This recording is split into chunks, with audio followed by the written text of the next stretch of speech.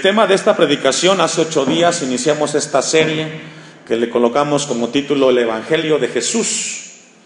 Hace 8 días Dios nos habló a través del Evangelio y el perdón. El título de esta predicación le hemos colocado El Evangelio y la iglesia que lo vive. El Evangelio y la iglesia que lo vive es el tema de esta mañana. Vivimos en un tiempo en el siglo XXI importante y muy complejo en cuanto a la cristiandad. Se ha levantado un sinnúmero de evangelios. No todos vienen de Dios, no todos son de la Biblia. Tenemos que probar los espíritus. El apóstol Juan escribe en su primera carta. Y cualquiera que predique un evangelio diferente, dice Gálatas, que sea anatema. Hoy vivimos un evangelio que muchos escritores cristianos, yo leía un libro en la semana de un libro que un autor le escribió, El Evangelio sin la cruz. Vivimos en un tiempo presente muy complejo. Se ha levantado un movimiento que se llama la iglesia emergente, y esta filosofía de la iglesia emergente es un pensamiento en el cual prolifera o se promueve mucho entre los cristianos del siglo XXI. Dice la iglesia emergente que no es necesario el compromiso con Dios, que podemos vivir nuestra vida cristiana al periferio o en el periferio de una iglesia, que no es tan certero el poder reunirnos en una iglesia, que es mucho más fácil levantarte por la mañana, encender tu dispositivo, buscar un predicador, una predicación, escucharla, y con eso es más que suficiente. Y hay mucho cristianismo así, el cual vive una vida relajada, pensando que está viviendo en el evangelio de la Biblia, ignorando que su vida está muy lejos de la misma salvación de Jesucristo. Las iglesias no se establecieron porque los hombres lo quisieron así. Las iglesias fue una orden y un mandato de Dios para que el pueblo salvo se congregue y se reúna en cada una de las iglesias. Por eso Dios quiere que la iglesia en este lugar, a través de esta serie de predicaciones, revisemos nuestras vidas si realmente estamos viviendo en el evangelio de la Biblia. Cada uno tiene un concepto de Dios en este lugar, inclusive cristianos, pero no siempre ese concepto que tenemos de Dios es lo que la Biblia habla. Y mi deseo como pastor, la carga que tengo con la iglesia, es que usted no esté aquí sentado perdiendo el tiempo, sino que usted, al escuchar de Dios, tenga la palabra, la cual lo lleve a vivir una vida de acuerdo a la Biblia. De no ser así, usted estará aquí como Judas, siguiendo a Jesús, caminando con Jesús, pero nunca haber alcanzado la salvación. Y sería triste para usted que después de tanto tiempo su vida esté tan vacía y nunca haya conocido al Cristo de la Biblia. Leía una historia en la semana que me impactó mucho, de un hombre que en el año 1872 existió en Escocia. Su nombre fue John Harbert. John Harbert fue un joven que nació en Escocia en el año 1872. Se convirtió al cristianismo cuando tenía 14 años. De manera inmediata, John comenzó a manifestar una intensidad por predicar y compartir el evangelio en su tiempo. En cierta ocasión, después de 4 o 5 años, a los 17 años, predicando en las calles de la villa allí en Escocia, un predicador famoso de una iglesia lo escuchó predicar y, por decirlo así, lo patrocinó y dijo: este joven tiene un llamado muy importante de parte de Dios, te voy a mantener económicamente para que prediques la palabra, le dijo a John Harbert. Harbert se fue a Londres y a los 24 años comenzó a predicar en una iglesia que, por la gracia de Dios, le concedió levantar. Fue un hombre importante en el siglo XIX. Comenzó a predicar y levantó una iglesia en el año 1896 que tuvo alrededor de 500 miembros. Fue un ministerio creciente el de John Harbert. Pasado el tiempo, él se casó y tuvo una hija que por nombre fue Nana. Y cuando la niña nació, a los 3 años, murió la esposa de John Harbert. Su ministerio fue conocido en toda Inglaterra y llegó hasta Estados Unidos a escucharlo Moody. Los que no conocen a Moody, es uno de los hombres importantes del siglo XX en Estados Unidos. Hay Biblias, comentarios, programas de televisión cristianos, radios, con el nombre de Moody. Cuando Moody escucha a este hombre, John Harvard, cómo predicaba, lo invitó a Chicago para que viniera a predicar 2 ocasiones. Cruzó el Atlántico para llegar a Chicago y fue muy impactante el tiempo que él estuvo ahí. Quedó muy conmovido Moody al escuchar a este hombre, cómo predicaba con la intensidad la palabra de Dios. La segunda vez que lo invitó fue en el año 1912. Venía en un barco cuando su hija logra ver por la ventana del barco y ve que el barco es sacudido y comienza el barco a naufragar. Efectivamente, era uno de los pasajeros que venían en el Titanic. John Harvard, por alguna razón, la misericordia de Dios, colocó a su hija en una de las lanchas salvavidas y su hija logró sobrevivir. Pero mientras él estaba en el mar, se abrazó a un escombro y cuenta el testimonio de un joven que casualmente era de Escocia. Habló de ese momento que él tuvo con John Harvard allí en las aguas del Atlántico. Dice que vio a una persona, este joven que contó el testimonio después del naufragio del barco, que un hombre abrazado de un escombro se acercó a él y le dijo: ¿eres salvo? ¿Has conocido de Jesús? Y este joven le contestó al hombre adulto que era John Harvard: no lo conozco, no sé quién es. Y de repente el agua comenzó a separarlos. Pasado 10, 15 minutos, cuenta el testimonio de este joven, que otra vez se acercó John Harvard, las olas lo volvió a juntar y le dijo: ¿quieres recibir a Jesús? Y este joven le dijo: sí, yo quiero entregarle mi vida a Cristo. Y en ese momento dice: me encontré con una persona que en el momento de agonía de su vida no dejó de predicar de Jesús. Por muy difícil lo que estaba viviendo en ese momento, John Harvard no dejó de predicar el evangelio y aún en su agonía llevó una persona a los pies de Cristo. Su hija posteriormente sobrevivió al naufragio y murió en el año 1986. Y cuando yo leía esta historia que comparto con la iglesia, es de que no importa cuánto tiempo tengas, ni qué momento estés viviendo en tu vida, somos llamados a predicar de Jesús, porque siempre hay gente que necesita escuchar de Jesús. Esta mañana, con esta introducción, Dios quiere hablarnos acerca del evangelio que debe de vivir la iglesia donde nos congregamos. Voy a pedirle que vayamos a Habacuc, capítulo 2, versículo 1, y dejo un apartado allí en el pasaje de Timoteo, capítulo 3, versículo 15. Habacuc, capítulo 2, versículo 1.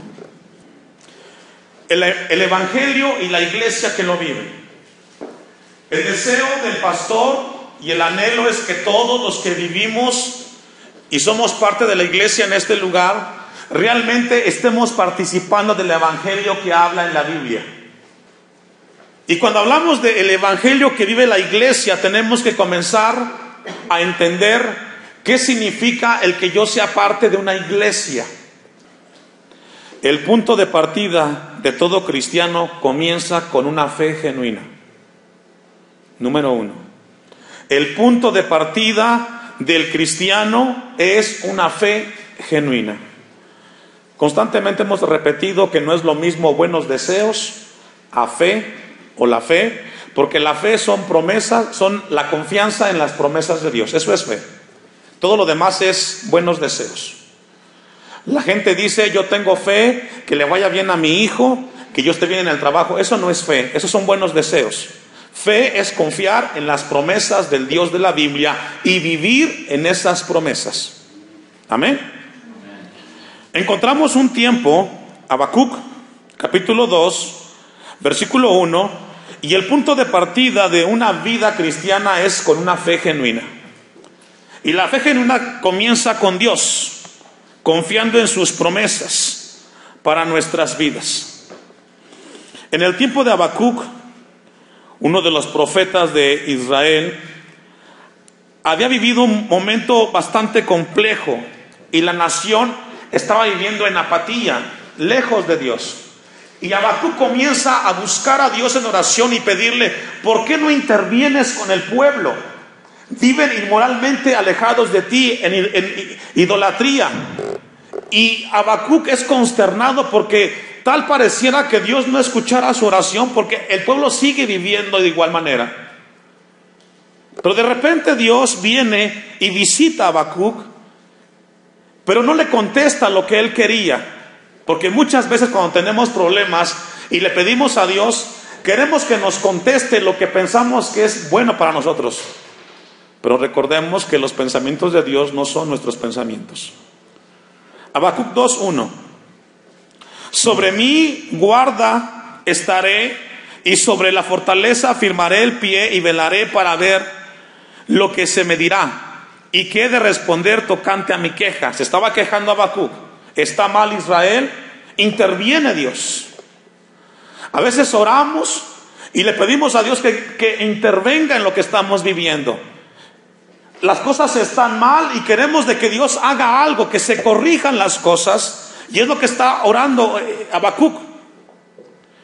Y Jehová me respondió y dijo: escribe la visión y declárala en tablas para que corra el que leyere en ella.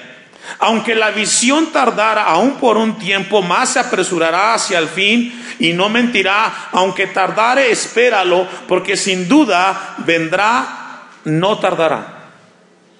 Es decir, Dios le comienza a decir a Habacuc: Habacuc, escribe lo que vas a escuchar. No llegará la respuesta cuando tú quieras, ni como tú quieras, pero Dios siempre hablará y siempre intervenirá, va a intervenir. Aunque es el 3, aunque la visión tardara aún por un tiempo, más se apresurará hacia el fin y no mentirá. Aunque tardare, espéralo, porque sin duda vendrá, no tardará. Versículo 4. He aquí que aquel cuya alma no es recta se enorgullece. ¿Me ayuda a leer? Uno de los textos más importantes que encontramos en la Biblia es este: mas el justo por la fe vivirá. La fe genuina es aquella que está fundada, escuche esto, en las promesas de un Dios vivo. Que por encima de las circunstancias, el que tiene la fe genuina no se mueve de aquel que ha prometido: no te dejaré, ni tampoco te voy a desamparar. Alguien que está cimentada su vida en la fe, en la confianza de las promesas de un Dios vivo, no se mueve. No importa que el mundo se esté cayendo. No importa si Dios me contestó o no me contestó. Yo sigo y me mantengo firme en lo que Dios ha prometido a mi vida. Uno de los puntos que tenemos hoy débiles en la fe cristiana del siglo XXI es que la gente es muy inestable. Si siente, busca a Dios. Si tiene ganas, busca a Dios. No, a Dios no lo buscamos si sentimos o deseamos. A Dios lo buscamos porque Él es Dios en nuestras vidas y Él no cambia, hermanos. Una fe genuina camina confiando en Dios. Capítulo 1 de Habacuc, un poco atrás, para leer el contexto. Versículo 5. Mirad entre las naciones y ved, y asombraos, porque haré una obra en vuestros días, que aun cuando se os contare, no la creeréis. Porque he aquí yo levanto a los caldeos, nación cruel y presurosa, para que camina por la anchura de la tierra para poseer las moradas ajenas. Formidable es y terrible, de ella misma procede su justicia y su dignidad.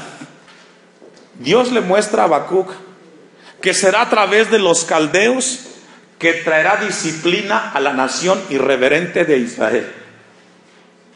Profundo. Dios le dice a Habacuc: vienen los caldeos y a través de esta nación vendrá disciplina y corrección a la nación de Israel.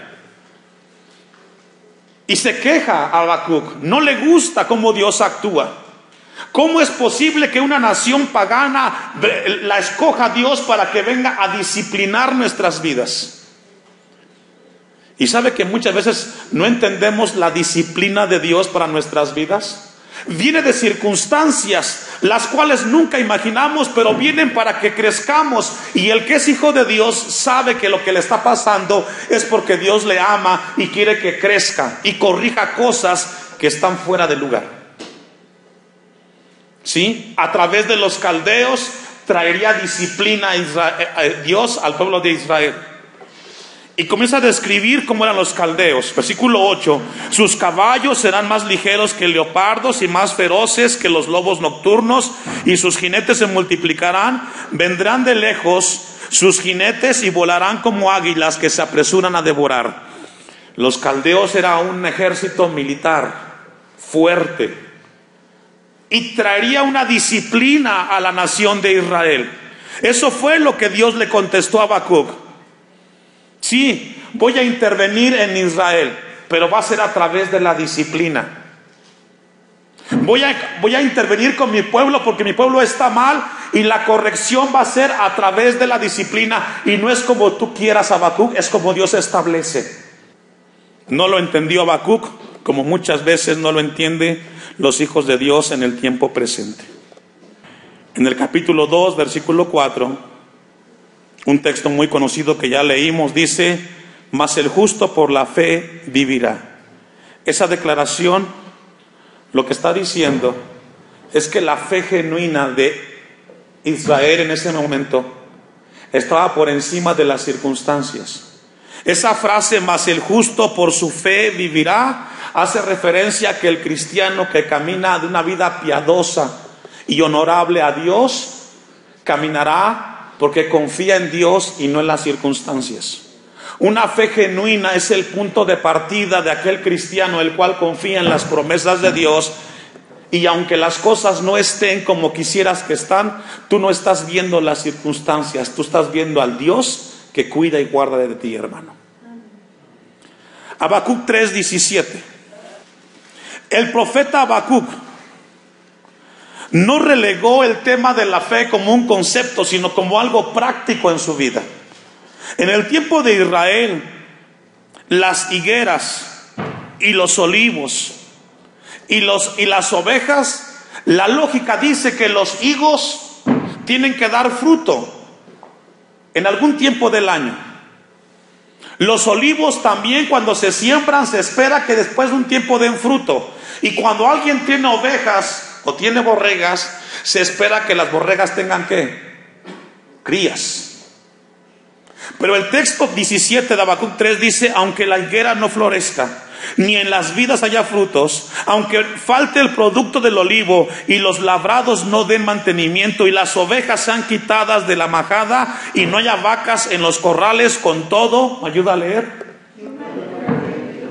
Y me gozaré en los días de ¿qué? Aunque las circunstancias no sean favorables y aquello que yo esperaba no se dé, yo confío en Dios. Esa es la fe del justo. Esa es la fe genuina, la cual no cambia, la cual depende de Dios y no de las circunstancias. Lo que Habacuc 3 está diciendo: aunque las cosas no se den de manera lógica, yo no dejaré a mi Dios, yo caminaré confiando en Dios. Es muy triste que al paso de los meses del año, en enero se comienza muy rápidamente la vida cristiana, y tal pareciera que cuando llega noviembre, diciembre, a muchos se les acaba la gasolina. Y perdón por la expresión. La vida cristiana no es cuando tengas tiempo, hermanos. La vida cristiana no es cuando te sobra el tiempo. La vida cristiana es toda tu vida. ¿Cuántos dicen amén? La fe genuina es aquella que está fundada en la palabra de un Dios que te dice que tu vida cristiana no es una parte de tu vida, es toda tu vida. Dice el 18: con todo yo me alegraré en Jehová y me gozaré en el Dios de mi salvación. Jehová el Señor es mi fortaleza, el cual hace mis pies como de ciervas y en mis alturas me hace andar. No sé cuántos de ustedes conocen las cabras. regularmente se suben a las partes altas de los montes. Algo tienen en sus pezuñas esos animales, que aunque están al pie del precipicio, sus pezuñas se adhieren a las piedras. ¿Y sabe qué? No se caen al vacío. Así es el cristiano. Cimenta su vida en el Dios de la Biblia, y aunque sea muy grande el precipicio, él sabe que no va a caer porque su vida está fundada en Cristo Jesús. Y no importa qué tan grande sea el precipicio o el problema, sabe que su vida está cimentada en el Dios de la Biblia y no caerá porque Dios lo sostendrá en todo momento. Esa es la fe del justo. Está por encima de los conceptos humanos. Y el evangelio que habla la Biblia, la iglesia de Cristo, el punto de partida es una fe genuina. Es mi oración que en este lugar cada uno de ustedes sea salvo y caminemos en Dios. Juan 8:31. El evangelio y la iglesia que lo vive. El punto de partida es la fe. La fe genuina es el punto de partida de un cristiano verdadero o de una cristiana verdadera. El segundo punto después de la fe es la obediencia. ¿La qué? La obediencia. Y esto quizás lo sabemos, pero no se aplica. Alguien dijo que el compañero perfecto de la fe es la obediencia.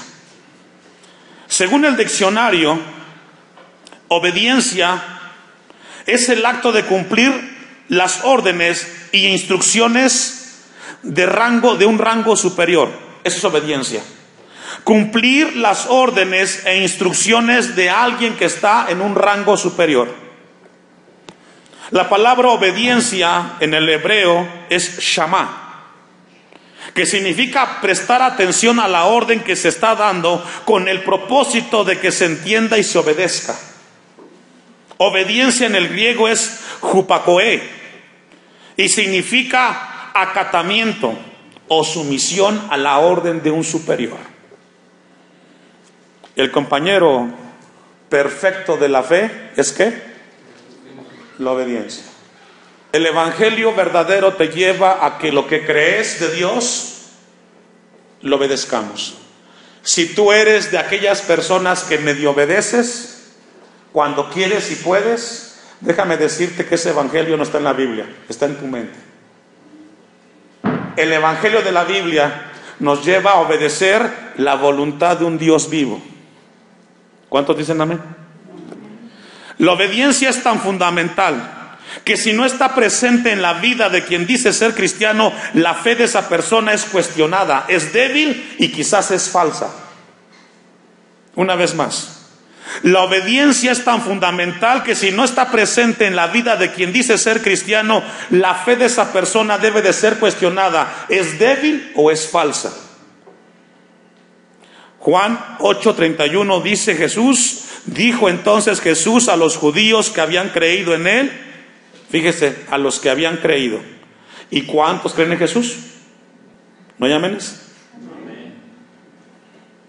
Si vosotros permaneciereis en mi palabra, seréis ¿qué? El verbo permanecer es obedecer. Si ustedes obedecen mis mandamientos, ustedes son efectivamente mis discípulos. Si ustedes no obedecen, aunque ustedes se congreguen y escuchen de mí, son simpatizantes solamente.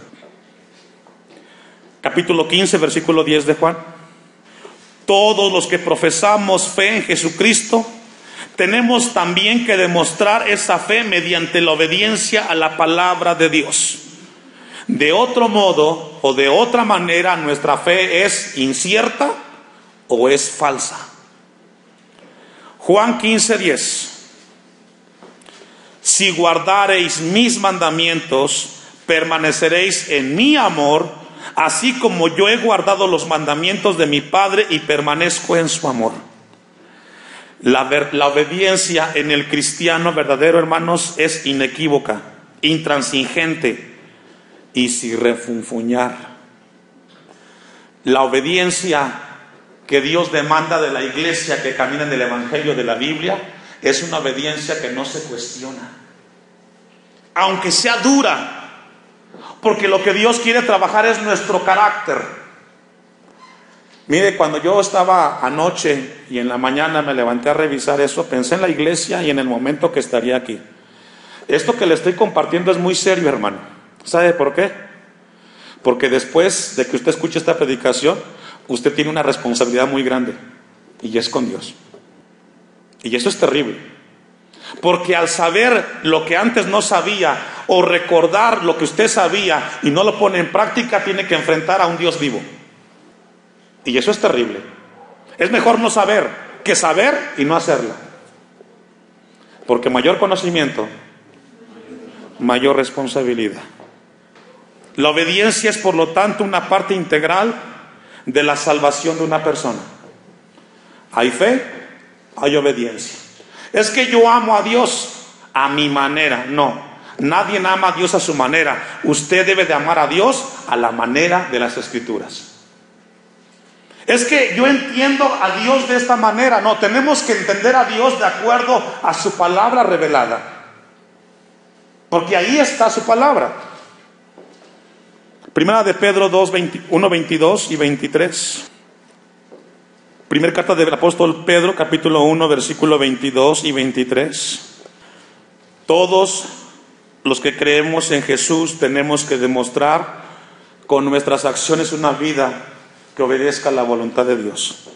Primera de Pedro 1, 22. Habiendo purificado vuestras almas, ¿por qué, hermanos? Nuestras vidas se purifican cada vez que obedecemos la palabra y la voluntad de Dios. Así de sencillo. Si no obedecemos la palabra de Dios, nuestras almas están sucias. Continúa el texto.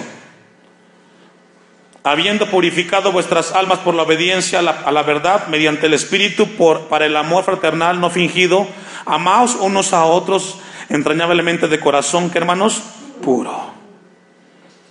La obediencia o la fe sin obediencia, hermanos, es algo que está muy ajeno al Evangelio de la Biblia. El punto de partida es la fe, el segundo punto es la obediencia, el tercer punto es el crecimiento espiritual. El crecimiento espiritual. Ahí mismo, segunda de Pedro 3:18, la siguiente carta. El crecimiento debe de ser algo distintivo en la vida de alguien que se dice ser cristiano según el Evangelio de Jesús. Fe, obediencia y ¿qué más? Crecimiento. La vida, por definición, es un proceso de crecimiento. Todo lo que está vivo crece. Las semillas se convierten en árboles, pero siempre crece. John Stott dijo lo siguiente en relación al tema de segunda de Pedro 3:18. Su gran responsabilidad es crecer del cristiano. Todo el mundo ama a los niños, pero nadie que esté cuerdo desea que permanezca toda su vida en una cuna. La tragedia, sin embargo, es que muchos cristianos nacidos de nuevo en Cristo nunca crecen. Y Dios quiere que crezcamos. ¿Cuánto tiempo tienes en el Evangelio?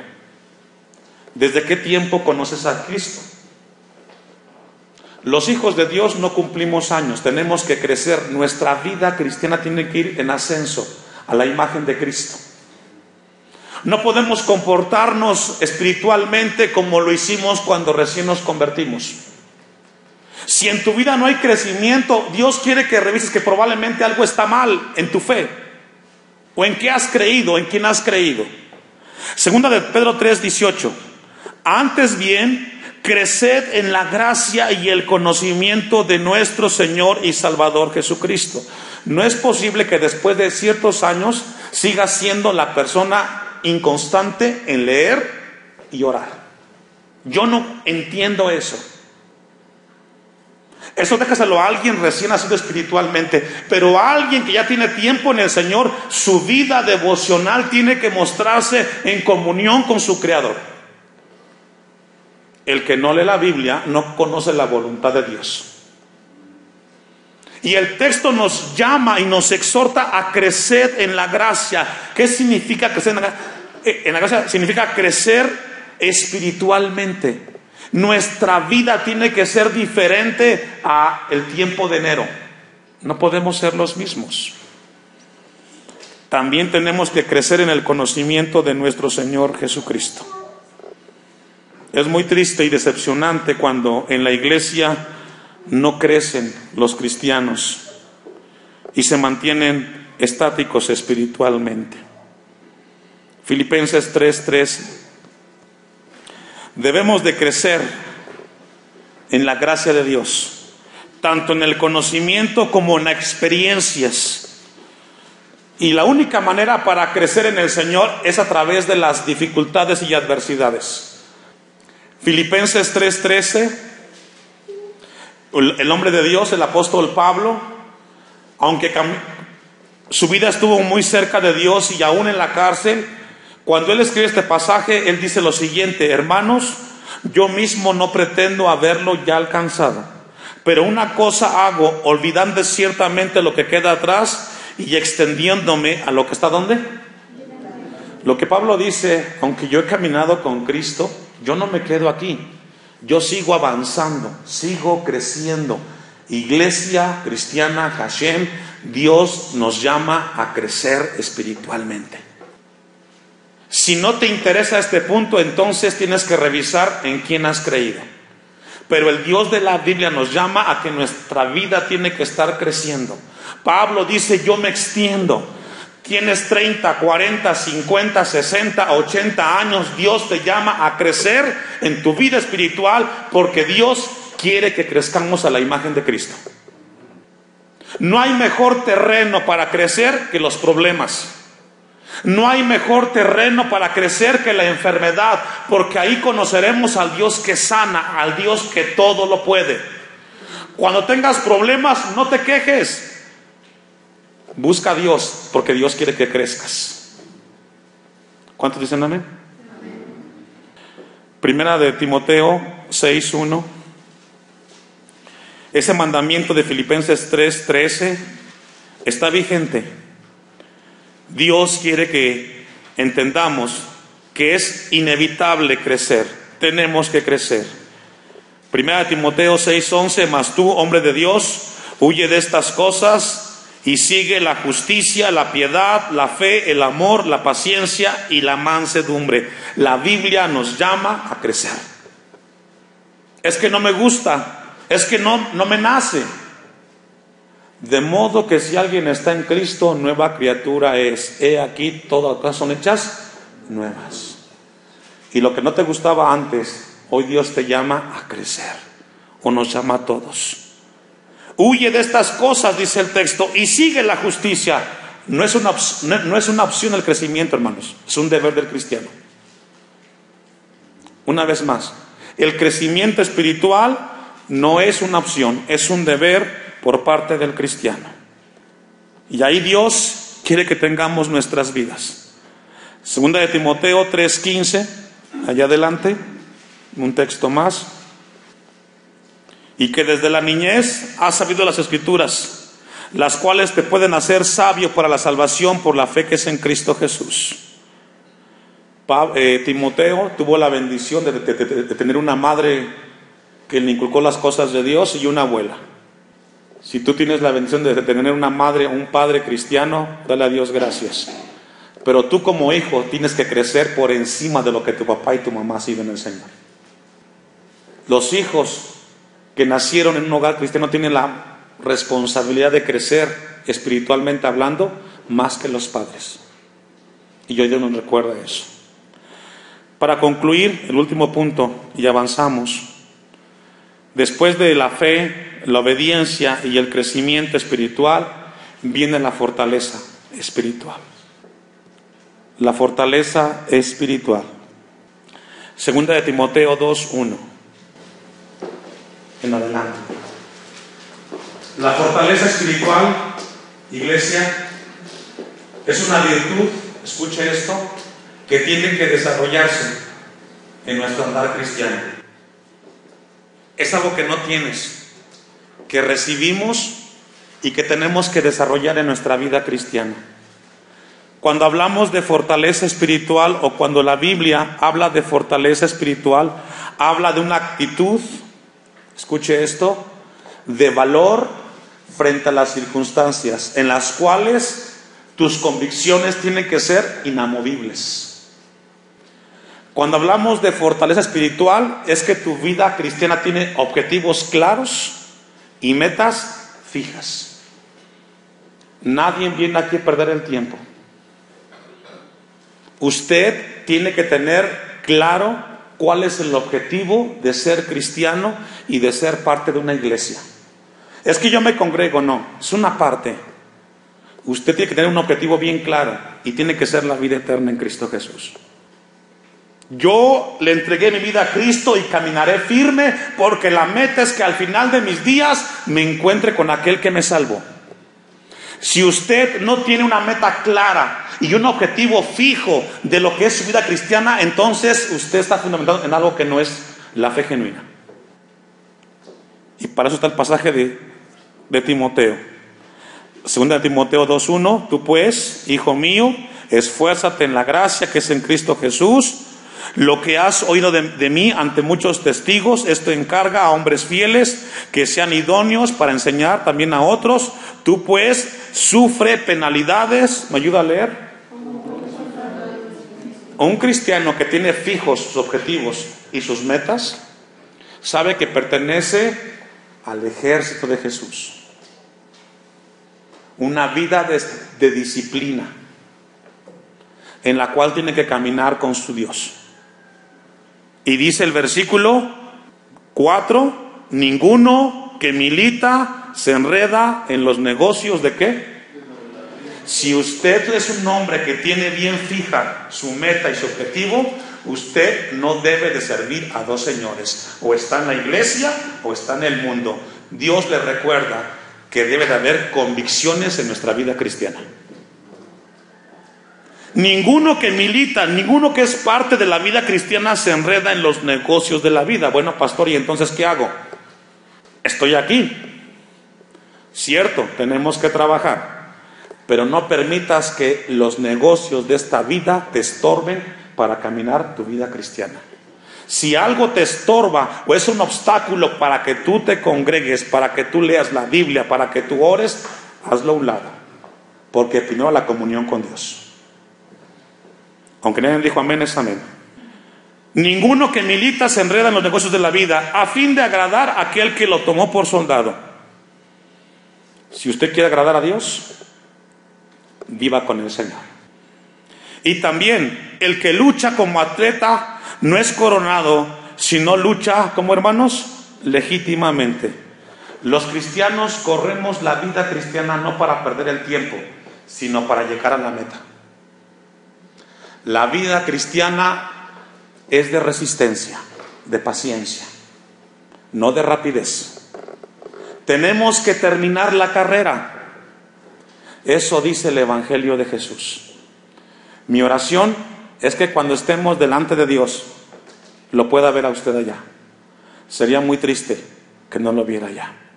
Pero yo no decido por usted, usted decide por su vida. Ya Dios nos habló y le queda la responsabilidad si su fe está fundada en Dios o en sus pensamientos.